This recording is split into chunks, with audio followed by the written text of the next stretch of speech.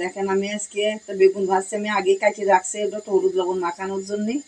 আমি একটা বেগুন নিচে নিয়ে চাক চাক করে কাটছি, কাটে হলুদ লবণ মাখাইছি, একটু মশলা টশলা দিয়ে জিরের গুঁড়া দিছি, দিয়ে মাখাইয়ে তারপর একটু চিনি দিছি, দিয়ে মাখাই রাখছি একটু আধা ঘন্টা মতন।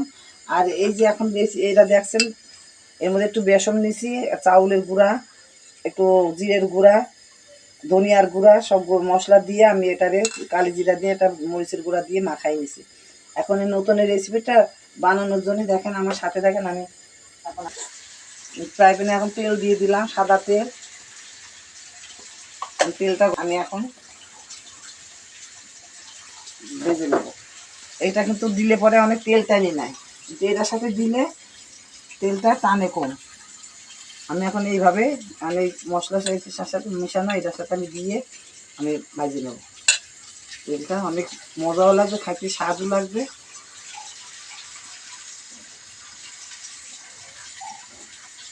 আমার তেল গরম হয়ে গেছে, আমি এখন দিয়ে দেবো, একটু হালকা করে জাল দেবো।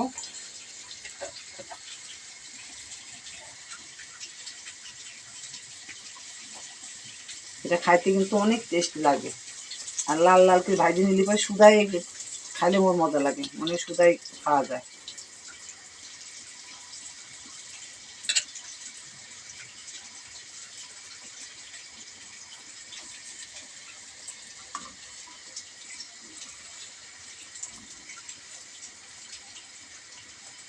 আমি এরকম করে মিশাইয়ে এখন ভাজি নেবো, কিন্তু অনেক সময় থাকবে, এটা প্রায় আধা ঘন্টার মতন থাকবে, মশমশা থাকবে। উল্টাই দেবো। এই দেখেন কি সুন্দর লাল লাল হয়ে গেছে ভাজাটা, খুব টেস্ট লাগে এই ভাজাটা খাইতে। না, এই খালি বেগুন ভাজাতে এটা খাইতে অনেক টেস্ট লাগে।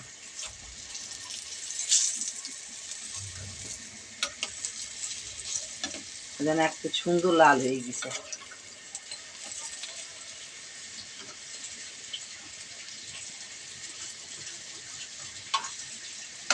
আমি যে তেল দিছি এই তেলে কিন্তু বেগুন ভাজা হয় না, কিন্তু আমি যে একবার দিছি এই তেলে আমার বেগুন ভাজা হয়ে আর তেল দেখে যাবে। এরকম করে ভাজলে পরে আপনারা ভাজি খাই দেখুন, সুন্দর লাগবে, টেস্টও লাগবে, আবার অল্প তেলে ভাজা হয়ে যাবে। এখন তো শীতের সময় বেগুন ভাজাটা মজাই লাগে, আলু আলু সিদ্ধ আর বেগুন ভাজা। বেগুন ভাজা হয়ে গেছে, কি সুন্দর কালার আসছে দেখেন। বেগুন ভাজাগুলা দারুণ লাগবে, এরকম করে বেগুন ভাজে খালি সুদাই খেতে ইচ্ছা করবে।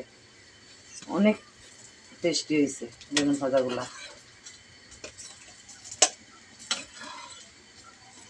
এটা আপনি পোলাওর সাথে খাইতে পারবেন, খিচুড়ির সাথে খাইতে পারবেন, এবং সাদা ভাতের সাথেও খাইতে পারবেন। আপনি যেভাবে খাবেন সেভাবে মজা লাগবে খাতে। আমাদের বেগুন ভাজাটা যদি আপনার মজা লেগে থাকে তাহলে আপনারা কমেন্ট করে জানাবেন, আর আপনারা এরকমভাবে ভেজে খাইয়ে দেখবেন, অনেক স্বাদ লাগবে।